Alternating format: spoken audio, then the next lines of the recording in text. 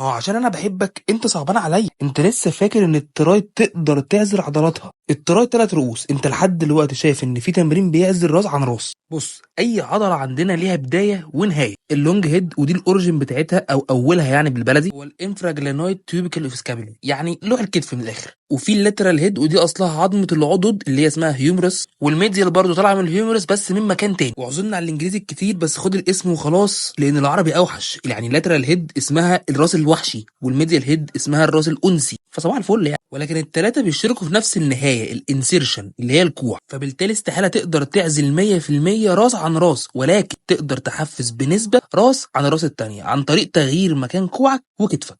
اديك مثال، هديك مثال، هتعمل شولدر فريكشن زي التمرين ده كده، ده هيشغل بنسبه اكبر اللونج هيد، وبالمناسبه ده لينسد بوزيشن. طيب هتخلي كوعك جنب جسمك زي التمرين ده كده، هتشغل بنسبه اكبر الشورت هيد، وبالمناسبه ده شورت بوزيشن. طب والميدل اللي في النص شغاله مع اي حاجه وبتروح مع كله، ما بتقولش لا.